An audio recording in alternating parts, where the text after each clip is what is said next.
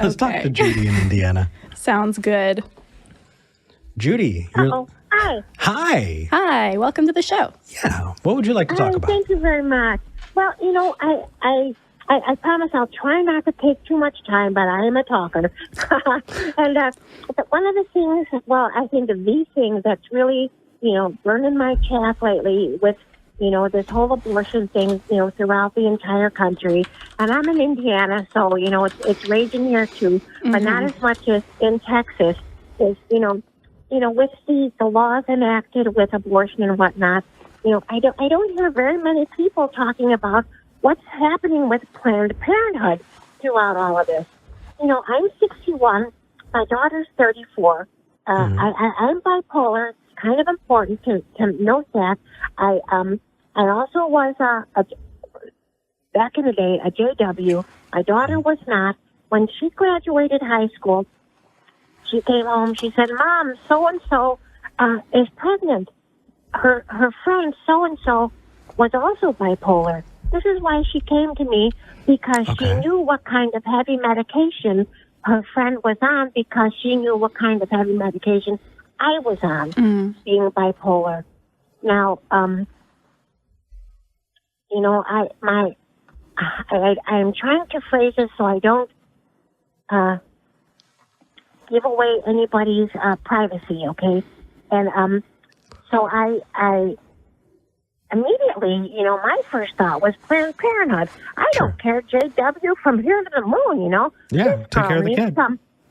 To talk to a medical professional who is kind, who is considerate, who will take her by the hand and help her to understand the 1,000 different things that's happening within her own body. She does not need pressure from parents, from friends, from governmental agencies. For God's sake, the last person in the world that she needs pressure from, And so, and I had no judgment against what her decision would be, one way or the other. And as an aside, I am no longer a JW, and neither is his girl. But anyway,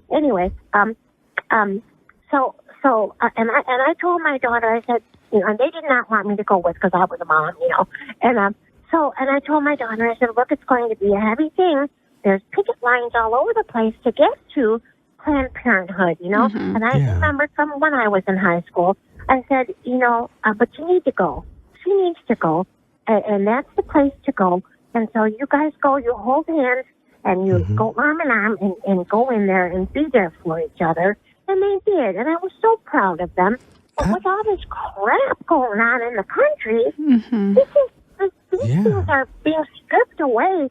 These things that not only young women need, young girls need, women of all ages need to know. Because, not everybody is raised being taught what's happening in their bodies. Yeah. We need to have places to go, to learn, to be taught, where people can have doctors who are compassionate and to be able to make their choices informed choices, for God's sake, not some 90-year-old freaking people, wearing outdated suits and bow ties saying, oh, 6 weeks. Well, the hell with that.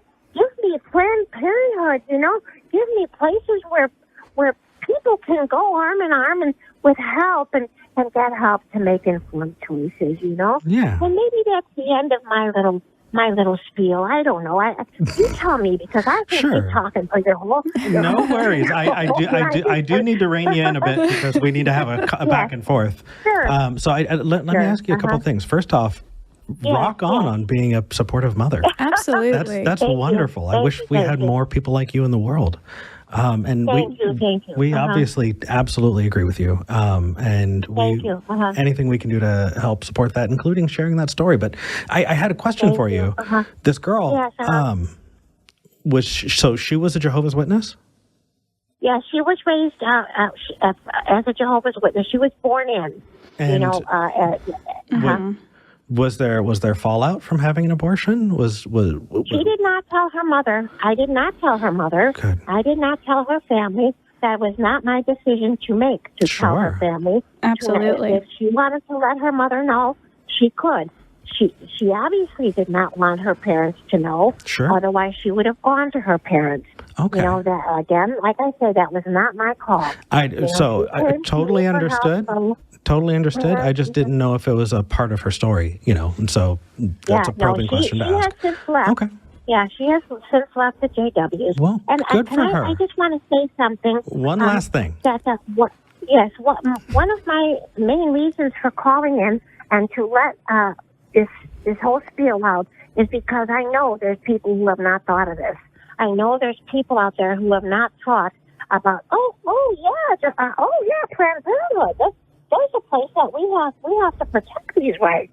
So that's one of the reasons why I opened my mouth, and because I know there's people who haven't thought of that. That's going to be taken away with these laws being enacted. Absolutely. If we're not careful, you're absolutely right, and we're seeing it, and it's truly atrocious. I know that on our show we normally promote organizations like Recovering from Religion.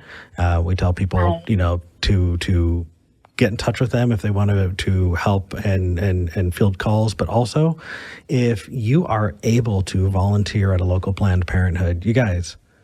It is needed. Yeah. It is needed. Yeah. So, and for those of you who are working and are, helping give people this incredibly important medical option, and not just that, but providing, just regular care and checkups, regular appointments, and just thank you.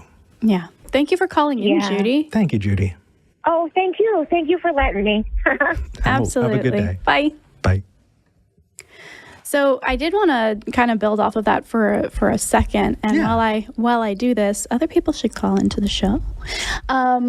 We've got another caller, and then we've got a lot of free space. It turns out today's a little slower. Last week was bumping off the rails. Well, it's still only the first 20 minutes, but anything true. We're getting more starting around noon. Call us, you guys. All right. No, but so when I started having sex in grad school, because I was one of those wait until marriage types until about then, I was not taught anything about my body. I had no idea how to be safe. I had no idea the things I should be worried about versus the things I shouldn't be worried about. And I was on the phone with Planned Parenthood at least once a week, convinced that I had contracted something or was pregnant. I had no one to talk to. And so the nurses there would just sit on the phone with me and, no, that's not possible. Did you do this, this, and this? Yes. Okay. Well, then you're fine. You're okay. I was like, are you sure? Like, yes, like between classes, like panicking. And they provided that resource to me. And helped me learn more about my body. And then I was living with $100 in my account for at least a year, had no money to go to a doctor. So all of my doctor's visits were to Planned Parenthood because it's free. And I got all of my birth control from there free.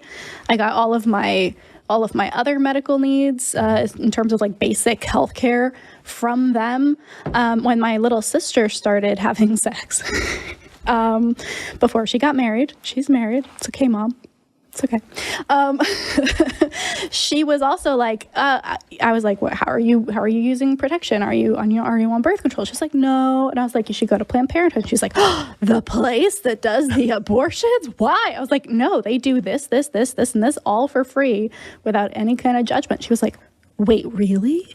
And like up until that moment, she would have been somebody protesting at a Planned Parenthood and understanding what Judy was saying, that like literally, whoops, speaking of Judy, let's get her off the screen there.